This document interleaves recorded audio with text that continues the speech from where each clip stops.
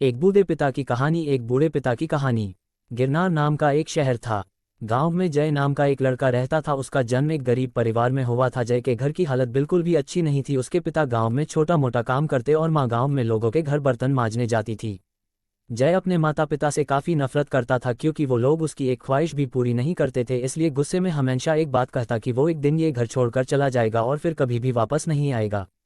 जय के माता पिता को भी दुख होता था कि वो इच्छा पूरी कर नहीं पा रहे हैं, पर वो भी क्या करते, उनके पास जितने भी पैसे बचते वो घर चलाने में ही निकल जाते थे। जय पढ़ाई में काफ़ी अच्छा था। वो एक बार कोई भी पुस्तक पता फिर उसे वो पढ़ने की ज़रूरत नहीं रहती थी। पर स्कूल की फीस भरने के भी उसके माता पिता के पास पैसे नहीं थे, इसलिए कभी कभी उसकी माँ घर पर ही उसे पढ़ाया करती थी। पर उसे पढ़ना लिखना बहुत जल्दी आ गया था। जय का गांव में एक बहुत अच्छा दोस्त भी था। उसका नाम करण था। करण को ये बात पता थी कि जय के घर की हालत बिल्कुल भी अच्छी नहीं है, इसलिए वो स्कूल में पढ़ने के लिए नहीं आ सकता।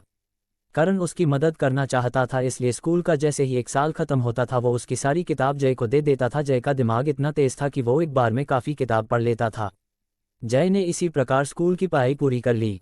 करण गांव में ही स्कूल की पढ़ाई खत्म होने के बाद उसके पिताजी के व्यवसाय में जुड़ गया, पर जय के पिता का तो कोई भी व्यवसाय नहीं था और वो अब पढ़ाई करने के लिए बाहर जाना चाहता था। जय ने उसके माता पिता से कहा कि वो पढ़ाई करने के लिए शहर जाना चाहता है। जय के माता पिता ने कहा हम थोड़े दिन बाद इस बारे में बात करेंगे। उसके माता पिता सोच में पड़ गए कि जय को शहर पढ़ाई करने के लिए जाने दे या नहीं, और अगर जाने भी दे तो उसके वह रहने खाने पीने का खर्चा, पढ़ाई का खर्चा, इतने सारे पैसों का इंतजाम हम कैसे करेंगे। माँ ने कहा आज तक हमने जय के लिए कुछ भी नहीं किया है, उसकी कोई इच्छा पूरी नहीं की है, अब हमें इस बार उसे शहर में पढ़ाई करने की इच्छा पूरी करनी चाहिए। जय के पिता भी इस बात से सहमत हो गए और वो दोनों जाके लिए पैसे इकट्ठे करने लगे। उनसे जितने भी पैसे इकट्ठे हुए वो सारे पैसे जय को दे दिए। जय ने कहा बस इतने से पैसे, इसमें क्या होगा। पिता बोले हम तुम्हारे लिए इतने ही पैसे जोड़ पाए हैं, अब हमारे पास पैसे नहीं है। जो पैसे हमने घर चलाने के लिए बचाए थे वो भी इसमें जोड़ दिए हैं। ज़्यादा पैसे ना मिलने के कारण जय गुस्सा हो जाता है और उसी वक्त घर छोड़कर शहर जाने के लिए निकल पड़ता है। जय का इस प्रकार घर छोड़ने का सदमा माँ बर्दाश्त नहीं कर पाती और थोड़े समय में उनका देहांत हो जाता है। पिता अब घर में पूरी तरह अकेले रह गए थे। शहर में जाके बड़ा आदमी बनने के लिए जय ने दिन रात एक कर दिए। कुछ साल तो शहर में पैसे ना होने की वजह से उसे बहुत तकलीफ होती, कभी कभी तो बिना खाए ही उसे सोना पड़ता था। पर उसने मेहनत करना नहीं छोड़ा और देखते ही देखते कुछ साल में जय का नाम शहर के सबसे बड़े आदमी में आने लगा। उसकी कामयाबी आसमान छूने लगी। इतनी मेहनत और परिश्रम करने के बाद उसे एक बात पता चल गई थी कि पैसे कमाना आसान नहीं होता और ईमानदारी से पैसे कमाना तो बिल्कुल भी आसान नहीं होता।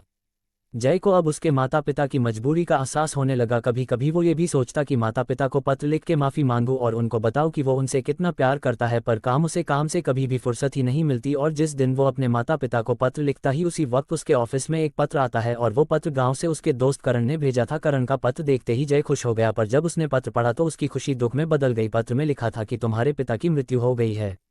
जय तुरंत ही गांव के लिए निकल जाता है और रास्ते में सोच लिया कि अब वो उसकी मां के साथ ही वो रहेगा। उसे ये बात नहीं पता थी कि जिस दिन वो घर छोड़कर गया था उसके थोड़े दिन बाद ही उसकी मां की मृत्यु हो गई थी। गांव में पहुंचकर जय पहले अपने पिताजी के पास गया और पैर पकड़कर उनसे माफ़ी मांगी। जय उसकी मां को ढूंढ रहा था, वो उनसे भी माफ़ी मांगना चाहता था। करण वही खड़ा था। जय ने करण से पूछा मेरी माँ कहाँ है। करण बोला तुम्हारी माँ तो तुम जिस दिन गए उसके थोड़े दिन बाद ही उनकी मृत्यु हो गई थी। जय जोर जोर से रोने लगा और कहा मुझे मेरी माँ का अंतिम संस्कार करने का भी मौका नहीं मिला, मैं कभी भी एक अच्छा बेटा नहीं बन पाया। करण जय को संभालता है और कहता है तुमको गलती का एहसास हो गया, इसका मतलब तुम्हें तुम्हारे माता पिता की माफ़ी भी मिल गई है। करण ने कहा अब बहुत समय हो गया है, तुमको अब पिता का अंतिम संस्कार करना पड़ेगा। जब जय अंतिम संस्कार करके घर आता है, घर में देखता है कि उसकी सारी बचपन की चीज़ बहुत संभाल के रखी थी। घर में उसे अपनी सारी पुरानी बातें याद आ रही थी। घर में जय अपनी सारी चीज़ें देख रहा था और वहाँ पास में एक अलमारी भी थी। अलमारी में से जय को एक पत्र मिलता है। वो पत्र उसके पिता ने लिखा था।